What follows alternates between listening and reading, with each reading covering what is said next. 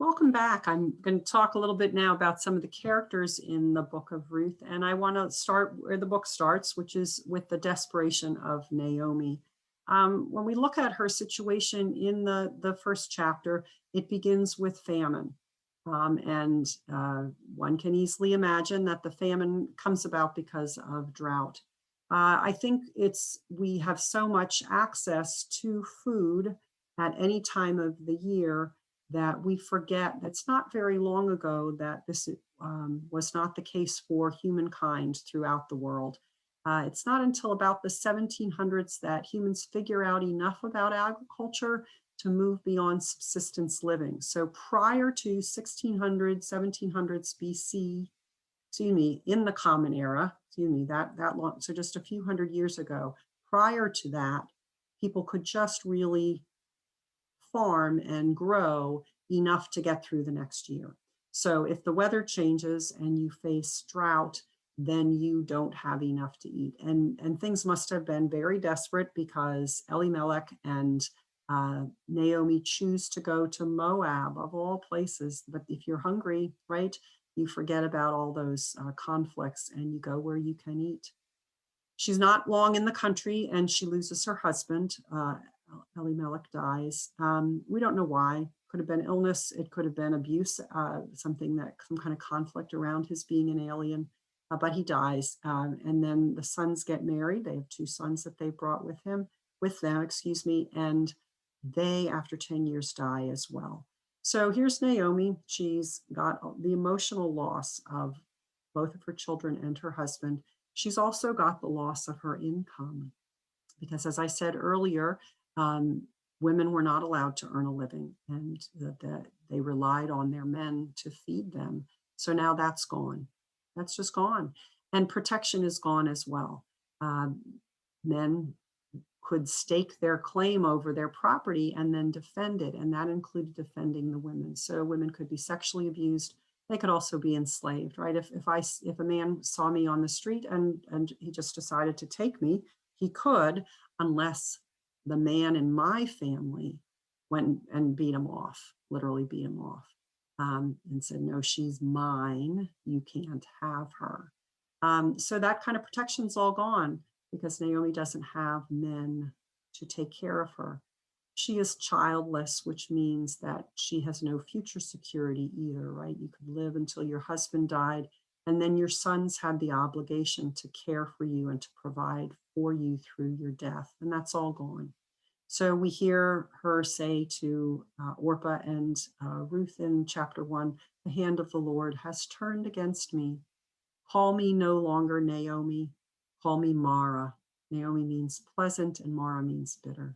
So she sings, call me Mara, for the Almighty has dealt bitterly with me. I went away full, but the Lord has brought me back empty. Why call me Naomi when the Lord has dealt harshly with me and the Almighty has brought calamity upon me?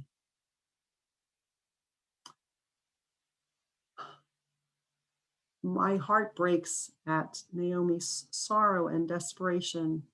And from the comfort, though, of my modern armchair, though, I have to also think about Naomi was not quite so desperate.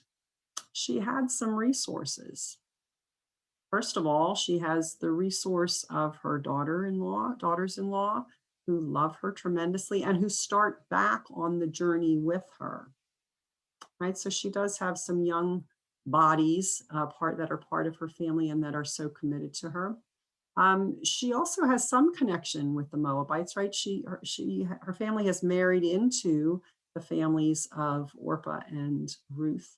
So she does know folks. She's been there for 10 years, and clearly somebody lent her a donkey, sold her a donkey, or put her in a caravan to travel the 60 to 100 miles or so it is back to Bethlehem.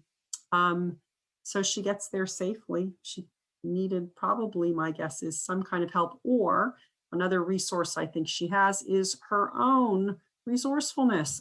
Good heavens, this woman is capable, she's bold, she's outspoken, she's a leader. And I also think she's got kindness on her side. when you look at the fact that Orpah and Ruth choose, at least initially, both of them choose to go with Naomi to her own land. They're willing to leave their own land. They've built up that kind of love for this woman.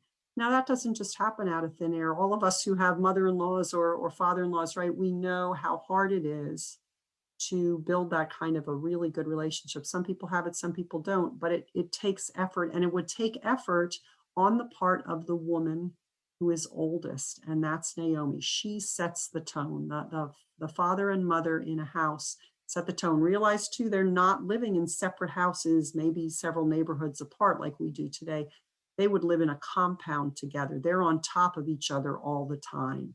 They're interacting with each other all the time. So Naomi set a tone there of love and acceptance that was so powerful that her widowed daughters-in-law choose to stay with her and even choose to give up their citizenship, if you will, in Moab for the life as an alien back in Bethlehem. So I believe really that when someone is that kind, that's a powerful force and a powerful resource that we have. Naomi's situation is not as bad, perhaps, as she thinks. So to take a minute to look at the choice that's before her, the choice that's before Orpah and Ruth. Let me move myself out of the way here for you. We can look at what both have been suffering. Both have lost their husband. They have lost their father-in-law. He died prior to their marriage, but they've also lost their brother-in-law. They themselves are childless. So the way a woman gets status in society is by having children. They are childless. They love their mother-in-law, and they begin the journey with her. And right, it's a typical female situation. You're doing the thing that it seems like is the most important thing, and then you stop and you have this big conversation with crying and all kinds of stuff, which is actually what's going on, not the thing that's out here in front, the journey itself. It's the relationships and what it means and what the desperate choice is about how to live your life. So they stop on the journey and they weep and cry. And Naomi says, you need to go back home. I need to think about your well-being. And she kisses them goodbye, but neither of them kiss her goodbye. And so she tries again with more tears to say, look, I can't have any more babies. And you can't wait till those babies grow into young men. You have an opportunity if you go back to your mother's house. Notice she says your mother's house. So another sign may be right that this is written from a woman's perspective or by a woman. And she lays it out, the hard, cold facts there, very practical. She's a very practical person. Everybody seems to be in this book. So it's at that point then that Orpah makes her choice and she kisses Naomi and goes back home. Ruth stays and Naomi tries one more time to lay out the facts, and Ruth responds, this beautiful, beautiful response. Do not press me to leave you or to turn back from following you. Where you go, I will go. Where you lodge or live, I will lodge.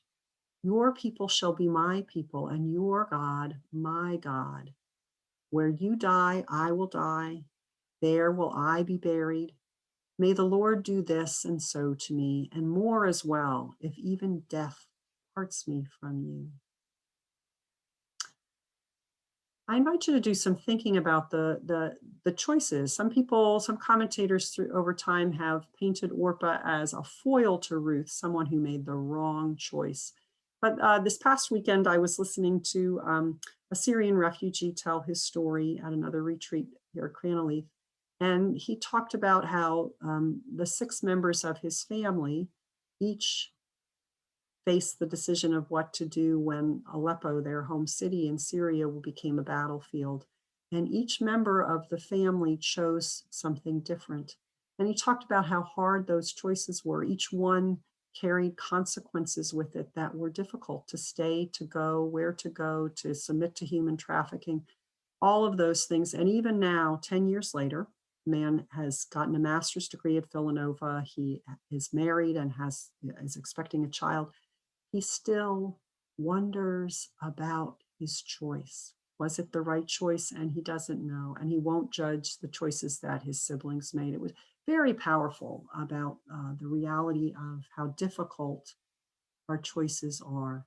So I'm going to stop the video for a few minutes here and give you a chance to reflect on the choices that Orpah and Ruth made, what you think of those choices, which one maybe you can connect with better, and to reflect on what it is for Ruth that draws her into choosing to become an alien for her mother-in-law.